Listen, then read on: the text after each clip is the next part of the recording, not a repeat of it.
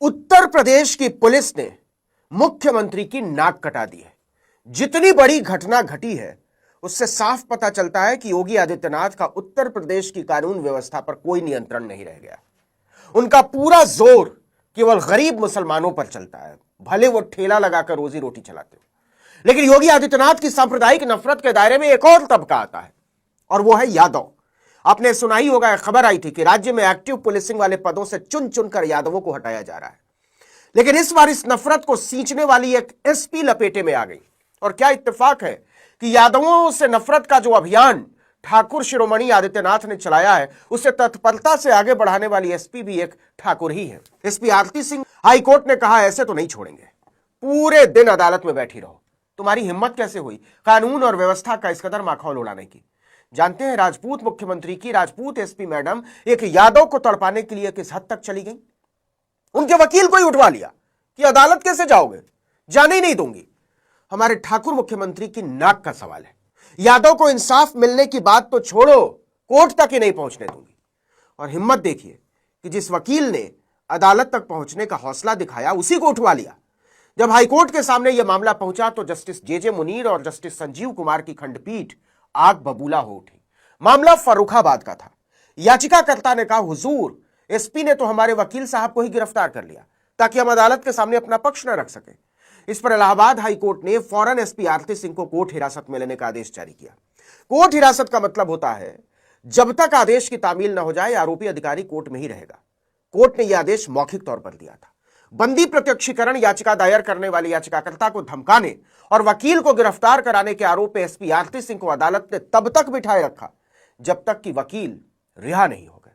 अब सुनिए यह पूरी कहानी।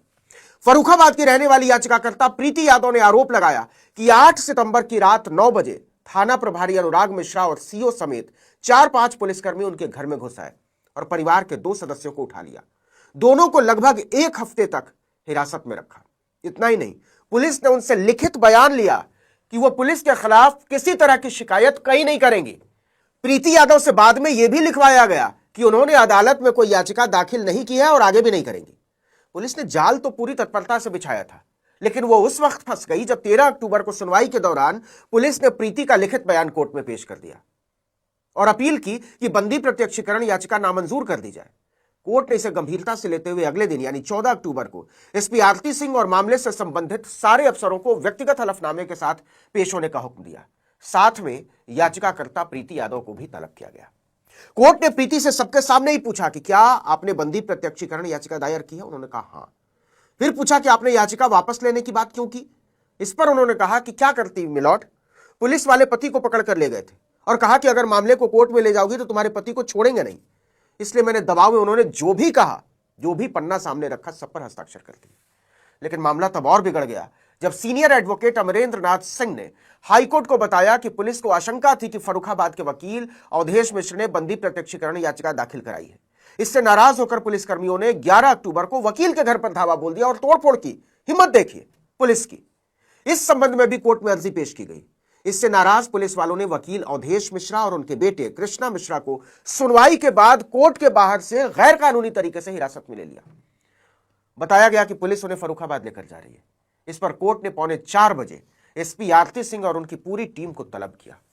उनके पेश होने पर कोर्ट ने फटकार लगाते हुए स्पष्टीकरण मांगा। एसपी आरती सिंह ने कबूल किया कि हां, वकील को हमने हिरासत में लिया है। इतना सुनना था कि खंडपीठ ने फौरन कहा एसपी आरती सिंह को तुरंत कोर्ट हिरासत में ले लिया जाए। हाईकोर्ट ने एसपी की कार्यप्रणाली को न्यायिक प्रक्रिया को प्रभावित करने वाला बताया और कहा कि इसे स्वीकार नहीं किया जा सकता। आप सब कुछ हलफनामे में लिख कर दीजिए कि क्या किया है यह सब। कोर्ट ने एसपी फर्रुखाबाद से कहा कि एसओजी जब तक एडवोकेट अवधेश मिश्र को पेश नहीं करती तब तक वो कोर्ट रूम से बाहर नहीं जा सकती। नतीजा, पुलिस की जो गाड़ी एडवोकेट अवधेश मिश्रा और उनके बेटे को लेकर फर्रुखाबाद जा रही थी उसे वापस इलाहाबाद की तरफ मोड़ा गया। योगी सरकार के अपर महाधिवक्ता भागे भागे कोर्ट पहुंचे कि मिलॉर्ड, एसपी आरती सिंह का हलफनामा दायर करने के लिए 15 अक्टूबर तक का समय दिया जाए, 24 घंटा दे दीजिए। कोर्ट ने कहा पहले वकील को पेश कीजिए, जब तक हम उन्हें सामने से देखेंगे नहीं इस पर विचार तक नहीं करेंगे। शाम को एडवोकेट अवधेश मिश्रा को लेकर पुलिस कोर्ट पहुंची, उन्हें छोड़ा गया। तब जाकर कोर्ट ने एसपी को हलफनामा दाखिल करने के लिए 24 घंटे की मोहलत दी। वो बाहर निकली। ऐसा पहली बार नहीं है जब योगी आदित्यनाथ के राज में उत्तर प्रदेश में किसी बड़े पुलिस अधिकारी को न्यायिक प्रक्रिया में बाधा डालने के कारण रोका गया है। इसके पहले हाईकोर्ट 15 सितंबर 2021 को तत्कालीन डीजीपी मुकुल गोयल को भी जवाब दाखिल होने तक एक दिन इलाहाबाद हाईकोर्ट में रोक चुका है। मैनपुरी पुलिस पर कार्रवाई न करने पर तत्कालीन कार्यकारी चीफ जस्टिस एमएन भंडारी और जस्टिस एके ओझा के खंडपीठ ने यह आदेश दिया था। जरा सोचकर देखिए कि उत्तर प्रदेश में पुलिस गुंडागर्दी किस हद तक पहुंच चुकी है। देश के हर नागरिक का अधिकार है कि वो कोर्ट तक जा सकता है और इंसाफ की गुहार लगा सकता है, और इसका रास्ता बनते हैं वकील। संविधान ने यह हक दिया है। लेकिन उत्तर प्रदेश में योगी आदित्यनाथ ने नया दस्तूर चलाया है।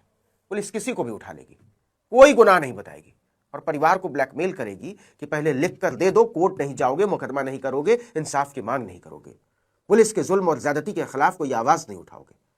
जरा सोच कर देखिए कि भारत में कितने लोग हैं जो एसपी रैंक के अधिकारी के सामने आत्मविश्वास के साथ बोल सकते हैं आप गलत हैं, गैर कानूनी काम कर रहे हैं और मेरे नागरिक अधिकारों का उल्लंघन कर रहे हैं।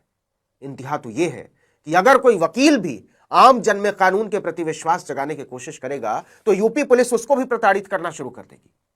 और हिम्मत देखिए, सुनवाई के बाद कोर्ट के बाहर से ही उठा लेगी। ऐसे पुलिस वालों की जगह जेल है या एसपी ऑफिस या कोतवाली, आप तय कीजिए। लेकिन एक बात बड़ी साफ है कि योगी आदित्यनाथ को यह अराजकता बहुत सूट करती है, उन्हें पसंद है। यादव मुसलमान के खिलाफ नफरत के उनके नैरेटिव में आरती सिंह जैसे अफसर बहुत छोटे से मोहरे हैं। ये तो पकड़ी गई, हजारों ऐसे हैं जिनके जुल्मों सितम के बारे में किसी को कोई खबर तक नहीं।